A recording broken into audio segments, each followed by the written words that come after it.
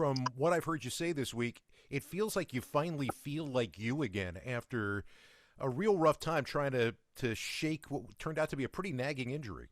Yeah, most definitely. I mean, man, it's something that lingered really like the last 6 7 weeks. So it's time that like I finally feel good. I was like, man, I can run out there and practice without having to worry about stepping the wrong way or over stepping or anything like that. So I finally feel good. How frustrating is that for a competitor like you? Because you want to be able to fight through it, you want to be able to do what you can, and then, there's swelling again. There's a problem again, and Yeah. you're not able to be you.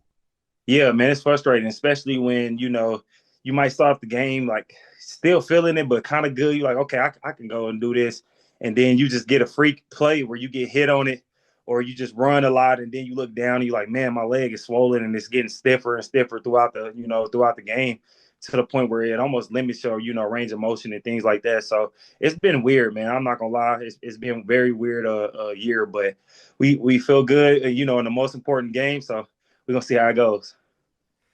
You guys come into this, and people will make note of the fact that you haven't won a game recently. When you're a team like you are, and you've got a lot of pride, and you know how talented you are, how do you approach that? Do you say, okay, that's behind us now, or do you use that to move forward? I think that we know that this is playoffs. It don't really matter what your record is. You could be the number one, seed and lose and you out. And that's just how this league is so very, very competitive. So for us, we just focus on ourselves really. Playing our brand of ball, still trying to search for to play a complete game as a team. But we also know that the flashes of greatness that we have, we just trying to lock it in and do it on a more consistent basis. When you play an opponent that you've already seen twice this year that you guys know incredibly well, a lot of times in the playoffs, you're seeing a team that you haven't seen a whole lot of, and you're trying to study as much as you can. Does it help that you know these guys as well as you do? It definitely helps, being a divisional rival, being a team that, like you say, we already played twice a year. It definitely helps because in your game plan, you go through certain things. You take out things that didn't work, or you could scout looks that really that will work against the defense or a situational ball. Just seeing the way that they play it, and obviously playoffs is a little different because teams that use everything. It's like you're not holding back for nothing. You're not saving nothing. You kind of just going out there and trying to, throw everything you got at it to get the win. So we know it's going to be some things that we haven't seen, but we just trying to stay true to our fundamentals and our techniques and go from there. A lot of times people look at NFL teams and say, these teams don't like each other. In this case, this is true, is it not? Oh yeah, most definitely. That rivalry obviously goes way back, and it's obviously pretty deep in both organizations. Is that something? I mean, you're a couple of years in here. Is that something that you kind of got right away when you got to Green Bay? Look, we don't like the Bears. Yeah, I mean, obviously, just the history here. So, I mean, Lambeau and Green Bay in general is one of those places that's so rich in history. When you go around here, you still see, all the greats. They got their own streets. You still see all of those things. Statues and everything of the greats all around the city.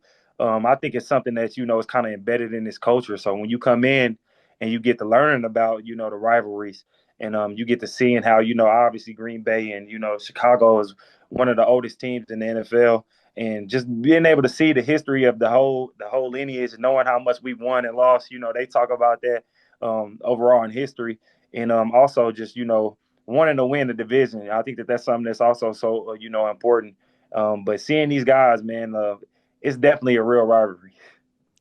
You had some things to say this week. Obviously, your quarterback took a hit the last time you guys played, and you were pretty clear about the fact that you guys are going to defend your quarterback. I think that's something that you're going to see from every NFL team, but it felt like in a lot of ways that this situation touched you guys a little bit more than most do.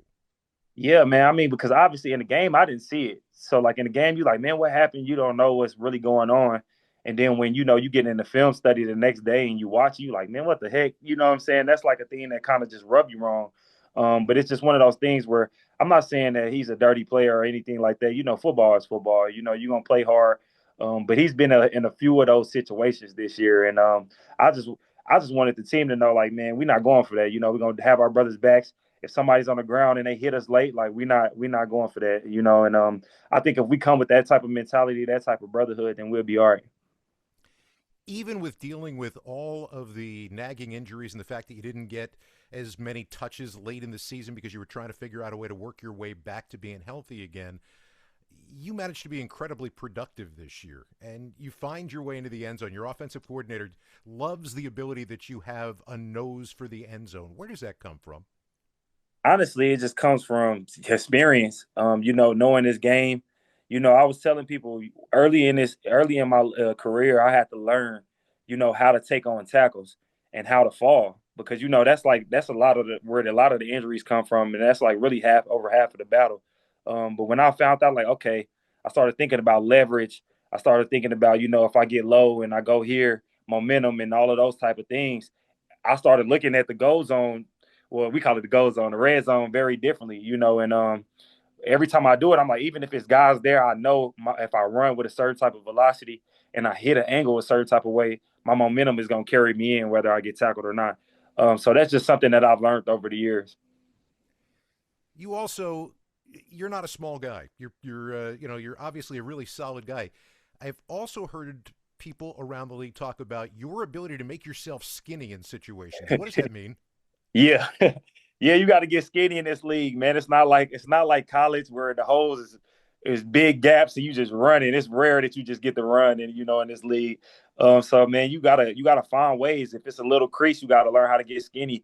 And then with the way that I run a ball and how physical I am, a lot of guys be surprised when they like, man, he made a move on me. Like, what I'm saying? They thinking I'm gonna just be a bulldozer the whole time. But when I make moves, guys be like, man, I wasn't expecting that. So that's the thing that I hear a lot from defenders after the games.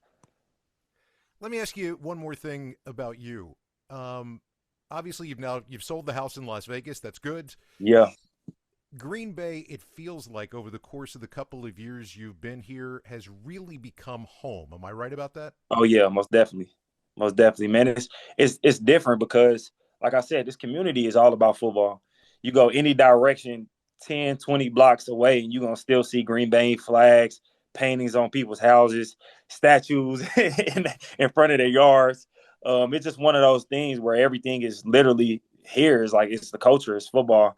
It almost reminds you of a small college town. But man, it's not only that, man. The love that I've received from the fans and even my neighbors, man. It'd be weird. My neighbors give me gifts and stuff all the time. I come out at 5 in the morning, and my neighbor and his son is plowing the snow out my driveway. Little things like that just make you feel like you have a real relationship with them. My kids play with the kids in the neighborhood, and it just makes it feel like home. Always like talking to you. Thanks so much for the time. Good luck. Thank you, man. Have a good one. You too. Take care.